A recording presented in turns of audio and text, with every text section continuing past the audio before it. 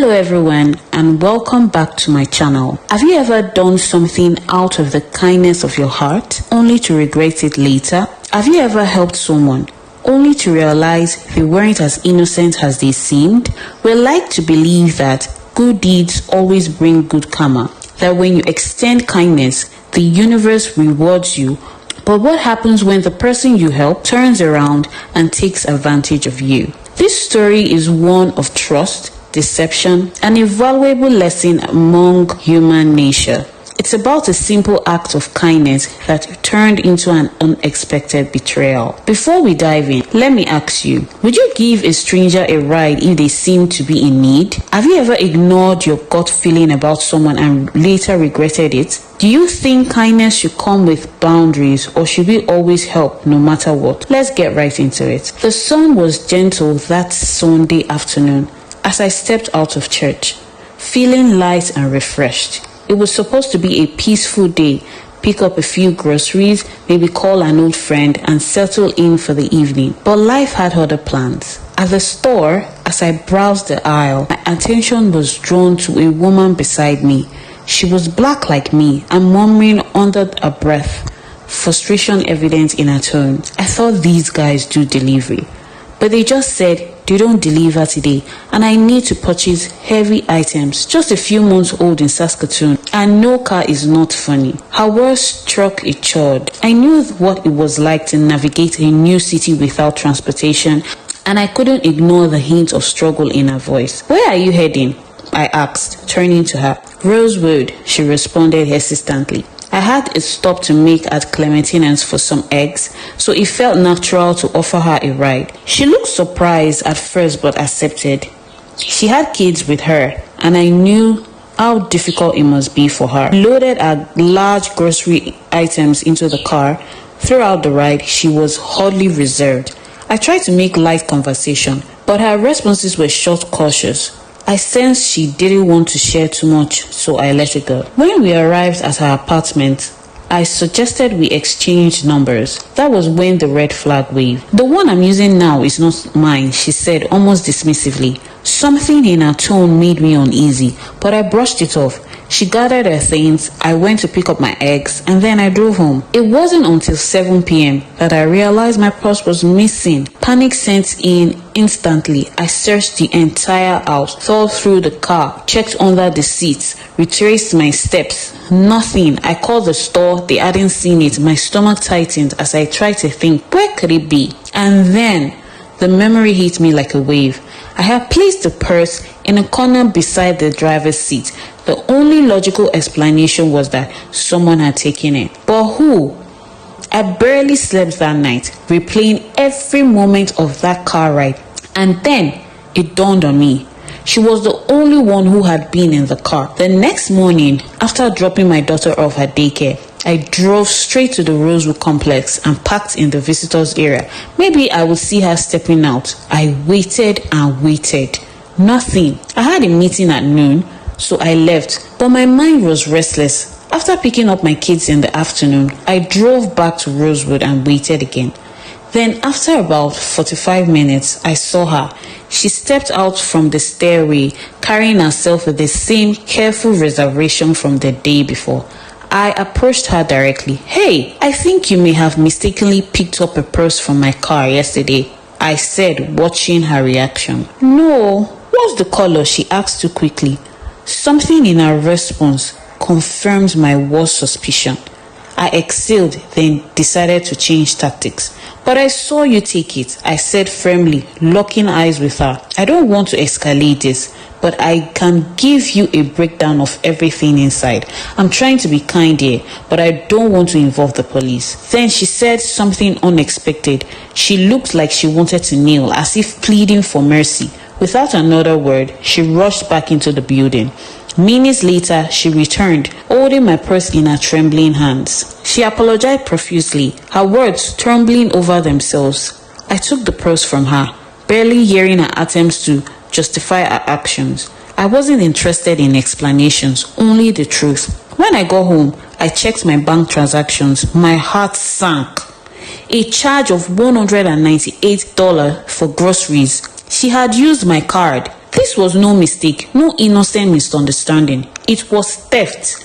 I had her number now thanks to our conversation earlier. Without hesitation, I sent her a message. You have until the end of the day to return that money. I didn't need to say anything else. She knew exactly what she had done. Some people take kindness as weakness, but not today.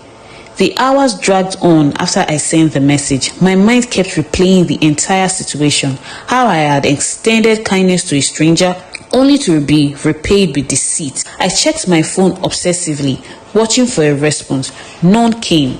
By 8 p.m., frustration was boiling over. Maybe she thought I wasn't serious. Maybe she was hoping I would let it slide. But she had stolen from the wrong person. I sent another text.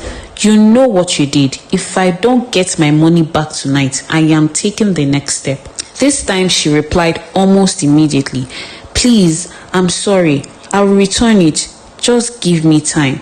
Time? Time for what? I exhaled sharply, gripping my phone. She had used my money yesterday without asking for time. You have until midnight. After that, I am reporting this. I knew the police might not take his stolen $198 as a major case, but she didn't know that. The thought of law enforcement knocking on her door might be enough to push her into action. Minutes turned to an hour. Still nothing. By 10:30 p.m., I was done waiting. I looked up the local police non-emergency line and dialed. A calm voice answered. Saskatoon Police Service, how can I help you? I hesitated. Was I really about to do this? Then I thought about the principle of it. The blatant audacity of someone sitting in my car, accepting my help, and then robbing me in broad daylight. So I took a deep breath and said, I need to report a case of theft. My debit card was stolen and used for unauthorized purchases.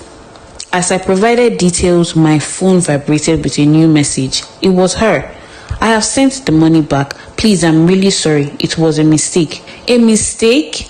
A mistake is picking up someone's purse, realizing later and returning it immediately.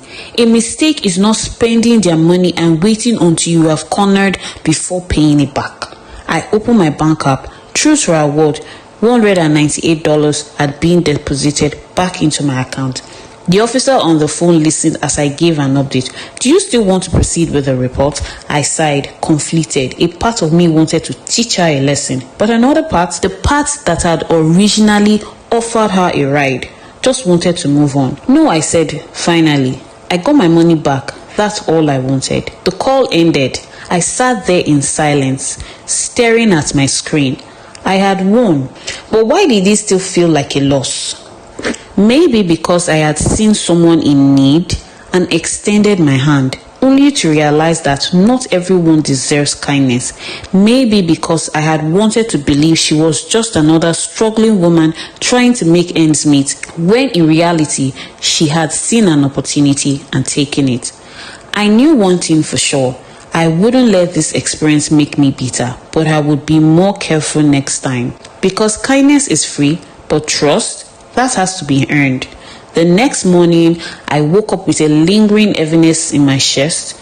Even though I had gotten my money back, the whole situation left a bitter taste in my mouth. I couldn't shake off the feeling that if I hadn't tracked her down, she would have gotten away with it. Worse still, she probably had gotten away with things like this before.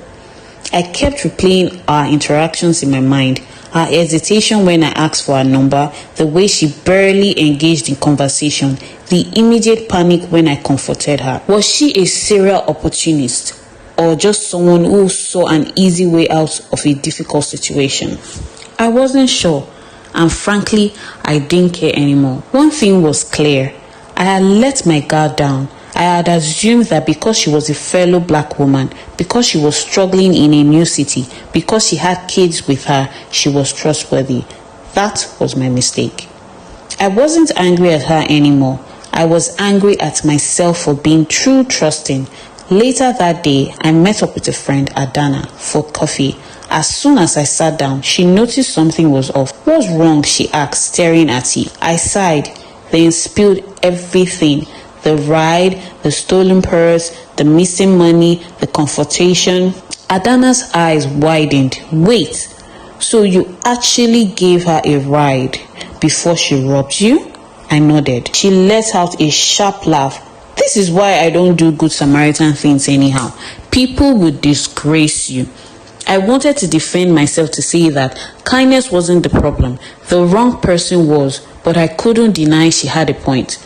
So what now? She asked. You're gonna start locking your doors even when you are driving? I chuckled dryly. I might. But the truth was, this experience had changed me, maybe not in a dramatic way, but in a subtle, important one. I would still help people, but with wisdom. I would still be kind, but not naive. And as I sipped my coffee, feeling the warmth seep through me, I made a quiet promise to myself, never again. Lessons to learn from this story. Number 1, trust but verify. It's okay to help people, but be cautious about who you trust, especially strangers. Not everyone deserves immediate access to your space, car, or personal belongings. Number 2, follow your instincts. There were red flags. The way she hesitated to share her number, her reserved nature, the gut feeling that something was off. If something feels wrong, pay attention to it. Number 3, kindness should have boundaries. Helping people is good, but don't leave yourself vulnerable. It's okay to be generous, but also be smart about it. Not everyone who looks like they need help is honest. We naturally sympathize with people who seem to be struggling, but some people manipulate that empathy. Learn to discern between genuine need and opportunism. Have you ever helped someone only for them to betray your trust? How did you handle it? Would you have given this woman a ride if you were in my position? Why or why not? At the end of the day, this experience didn't just teach me a lesson. It made me rethink how I approach kindness. Yes, we should help people. Yes, we should be kind, but we should also be smart about it. I'm curious to hear your thoughts. What would you have done differently? Have you ever been in a similar situation? Let's talk about it in the comments. And if you enjoyed this story, don't forget to like, share, and subscribe for more real life experiences and lessons. See you in the next one. Bye-bye.